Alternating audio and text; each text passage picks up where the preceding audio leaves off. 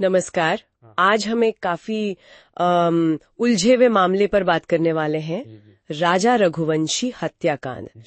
हमारे पास कुछ YouTube videos के अंश हैं जो इस पूरी कहानी के कई पहलू सामने लाते हैं। मतलब इंदौर का एक कपल हनीमून के लिए मेघालय गया और फिर पति की मौत हो जाती है और शक सीधा पत्नी पर। बिल्कुल, पहली नजर में देखो तो लगता है कोई दुखद प्रेम कहानी है या शायद कोई लव ट्रायंगल। हाँ, पर जैसे जैसे हम इन सोर्सेस को देखेंगे ना, पता चलता है कि कहानी कई ज्यादा पेचीदा है। सही कहा। शुरू में शक तो वहाँ के लोकल लोगों पर गया था, लेकिन मामला तब पलटा जब पत्नी सोनम रघुवंशी मिली, वो भी उत्तर प्रदेश में, और फिर ये बात आई कि उसने जुर्म कबूल कर लिया है। जी।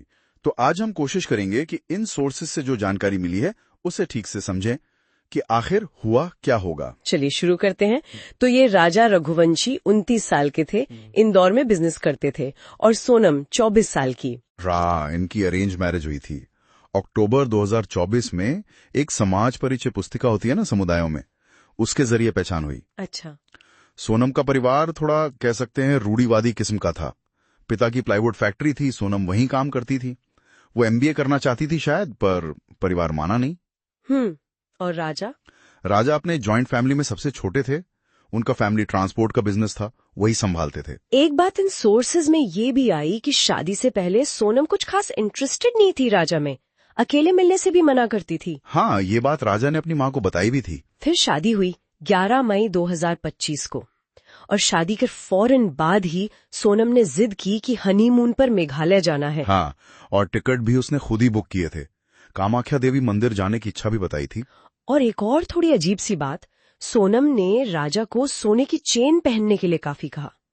इस पर राजा की माँ थोड़ी चिंतित भी थी। जी। तो वो लोग मेघालय गए, शिलोंग, चेरापूंजी। फिर वहां नॉन गिरियाट में एक होमस्टे से चेकआउट किया और ट्रैकिंग के लिए निकले।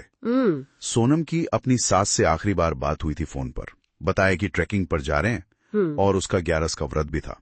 अच्छा। और यहीं पर एक लोकल गाइड ने उन्हें 3 और हिंदी बोलने वाले आदमियों के साथ देखा था, विशाल चौहान, आनंद कुर्मी और आकाश राजपूत। ओके। और इसके बाद मतलब 23 मई के बाद परिवार का उनसे कोई कांटेक्ट नहीं हो पाया। तो परिवार तो परेशान हो गया होगा, जाहिर है। बिल्कुल।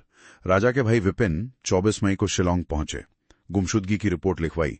उनका स्कूटर जो किराए पर लिया था वो लावारिस मिला। और फिर तलाश शुरू हुई। हाँ। पर बारिश बहुत थी, काफी मुश्किल हुई। फिर 2 जून को चेरापूंजी में एक घाटी में राजा की बॉडी मिली।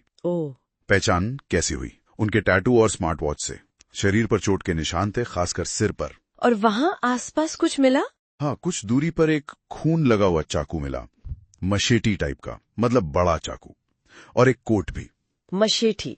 हाँ, पर वो मेघालय की ट्रेडिशनल मशेटी नहीं थी। इससे शक हुआ कि बाहर के लोग शामिल हो सकते हैं। राजा के सोने के गहने भी गायब थे।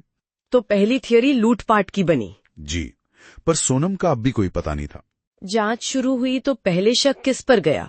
मेघालय के लोकल लोगों पर। हाँ, शुरू में यही लगा। राजा के भाई ने भी यही कहा था, शायद कोई गैंग वगैरह हो। लेकिन 9 जून को कहानी एकदम बदल गई। जब सोनम मिली? कहाँ मिली थी? उत्तर प्रदेश में गाजीपुर में एक ढाबे पर। हालत काफी खराब थी। और उसने क्या बताया? सोनम ने कहा कि उसे नशा दिया गया था, किडनैप किया गया, और राजा को इसलिए मारा क्योंकि उसने लूटपाट का विरोध किया। उसे ये भी याद नहीं था कि वो गाजीपुर पहुंची कैसे। पर पुलिस को शक हुआ? हाँ, मेघालय पुलिस को। उन्होंने सोनम के कॉल रिकॉर्ड्स चेक किए तो पता चला कि वो लगातार राज कुशवाहा नाम के एक लड़के के टच में थी। 20 साल का लड़का। राज कुशवाहा? ये कौन है? ये सोनम के पिता की फैक्ट्री में काम करता था और कहा जा रहा है कि वो सोनम का प्रेमी था। अच्छा। हाँ, तो पुलिस को लगा कि ये तीनों हमलावर, हाँ, विशाल, आनंद और आकाश। हाँ, पुलिस के मुताबिक राज ने ही इन तीनों को, जो उसके दोस्त बताए गए, पैसे दिए थे, करीब 40-50 हजार रुपए हर एक को। और फिर इन चारों को गिरफ्तार कर लिया गया। जी, CCTV फुटेज और टेक्निकल सर्वेलेंस, फोन लोकेशन वगैरह से राज, विशाल, आनंद, आकाश चारों पकड़े गए। और मेघालय पुलिस का क्या कहना है सोनम के रोल पर? पुलिस का दावा है कि सोनम ने हत्या में शामिल होने की बात कबूल की है, कि ये पूरी प्लानिंग शादी से पहले ही राज के साथ मिलकर की गई थी। क्या? हाँ, और ये भी कि सोनम घटना के वक्त वहीं मौजूद थी, बल्कि हत्या के लिए उकसा भी रही थी। और मकसद? क्यों? मकसद यही बताया गया कि सोनम राज से प्यार करती थी, पर घर वाले इस रिश्ते के खिलाफ थे। शायद पैसे, उम्र या जाति का फर्क रहा हो। ये तो पुलिस की कहानी है, लेकिन कुछ और सोर्सेस सवाल भी उठा रहे हैं ना। हाँ बिल्कुल, मामला शायद इतना सीधा ना हो, कुछ और थेरीज भी सामने आ रही हैं।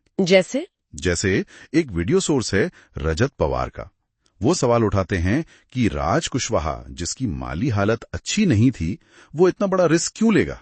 ये भी कहा गया कि वो तो सोनम को दीदी कहता था। तो क्या कोई और भी शामिल हो सकता है पर्दे के पीछे? हाँ, ये सवाल उठाया गया है कि कहीं कोई और अमीर प्रेमी तो नहीं था जिसने राज को बस इस्तेमाल किया। और एक मांगलिक वाली थ्योरी भी है। हाँ, वो भी एक एंगल है। सोनम और राजा दोनों मांगलिक थे, तो क्या सोनम ने सिर्फ मांगलिक दोष हटाने के लिए राजा से शादी की, ताकि बाद में वो अपने प्रेमी, जो शायद मांगलिक ना हो, के साथ रह सके? ये तो काफी अलग थ्योरी है। और तो और पिता की मिली भगत पर भी शक जताया जा रहा है कि कहीं समाज में बदनामी से बचने या बेटी की मदद के लिए कहीं राज को बलि का बकरा तो नहीं बनाया गया। और पैसों को लेकर भी कुछ कंफ्यूजन है। हाँ, वो अमाउंट पे कहीं 50,000 की बात है, कहीं 40-50 हजार सिर्फ आने जाने का खर्चा बताया गया है। इस सब के बीच सोनम के भाई ने क्या कहा? हाँ, सोनम के भाई गोविंद ने मीडिया में कहा कि सबूत सोनम के खिलाफ है और परिवार ने उससे सारे रिश्ते तोड़ लिए हैं। इस केस का समाज पर भी काफी असर पड़ा है। जी बिल्कुल, मेघालय के लोगों को ऑनलाइन काफी ट्रोल किया गया, स्टेट को अनसेफ बताया गया, जिसे वहां की पुलिस और डिप्टी सीएम ने गलत बताया। इसकी तुलना दूसरी रिलेशनशिप मॉडल से भी हो रही है। हाँ, और राजा की बहन की सोशल मीडिया एक्टिविटी पर भी काफी बहस हुई। कुछ ने ट्रोल किया तो कुछ ने कहा कि ये उनका दुख जताने या इंसाफ के लिए दबाव बनाने का तरीका हो सकता है। एक जरूरी बात ये भी है कि इसमें सिर्फ महिला नहीं, पुरुष भी शामिल थे, तो इसे सिर्फ जेंडर वॉर की तरह देखना ठीक नहीं। बिल्कुल सही। तो इन सभी सोर्सेस से जो जानकारी निकल कर आ रही है, वो ये बेहद उलझी हुई तस्वीर बनाती है।